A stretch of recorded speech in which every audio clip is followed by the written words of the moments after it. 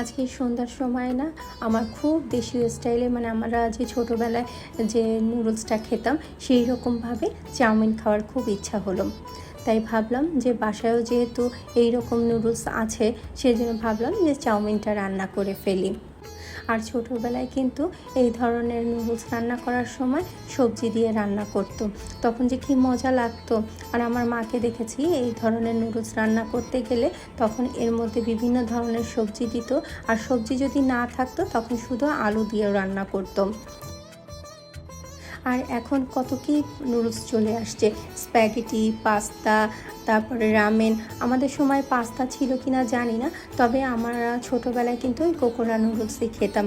আর noodles রান্না করার পর সময় কিন্তু তেমন কিছু বিশেষ কিছু দেওয়া হতো না, শুধুমাত্র একটু সয়া সস দেওয়া হতো, গোলমরিচের গুঁড়ো, একটু ভাজা জিরার গুঁড়ো, আর হচ্ছে টেস্টিং সল্ট। আমরা কিন্তু এখন কিন্তু টেস্টিং সল্টের কথা কিন্তু ভুলেই গিয়েছি। আগে কিন্তু এত মশলা ছিল না, এখন কিন্তু কত ধরনের মশলা বেরিয়ে গিয়েছে।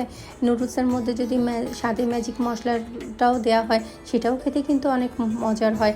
আবার এখন দেখবে নুডলসের মধ্যেও অনেক ধরনের মশলা দিয়ে থাকে, ওই মশলাগুলো দিলে কিন্তু পুরো নুডলসের স্বাদটাই কিন্তু চেঞ্জ হয়ে যায়।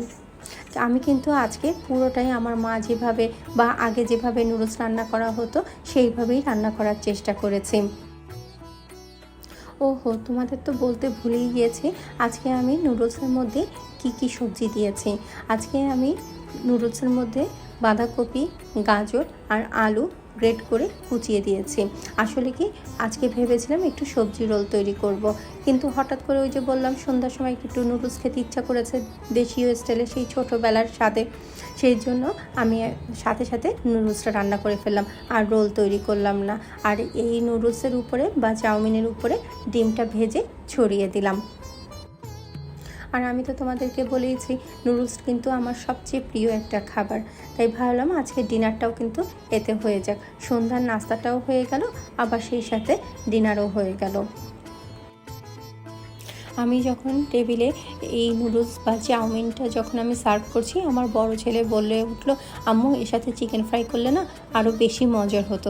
তা আমি বললাম যে বাবা আজকে আর চিকেন ফ্রাই করা লাগবে না, আজকে আমার দেশীয় স্টাইলে চাউমিন খাও। এই নুডলস বা চাউমিন খেতে কিন্তু অনেক মজা হয়েছিল। আজকে আমরা সবাই মিলে এইটা দিয়েই ডিনার করে নিলাম, কারণ এইটাই একটা পুরো মিল হিসাবেই ধরা হয়। কারণ আমার বানাতে বেশ ভালোই রাত হয়ে গিয়েছিল, তারপরে যদি এক প্লেট করে যদি এই চাউমিন খাওয়া হয় এটাতে কিন্তু একেবারেই পেট ভরে যায়, পরে আর রাতে আর খাওয়ার প্রয়োজন হয় না। আমার কাছে মনে হয় মাঝে মাঝে যদি একটু অন্যরকমভাবে ডিনার করা হয় তাহলে কিন্তু বেশ ভালোই লাগে।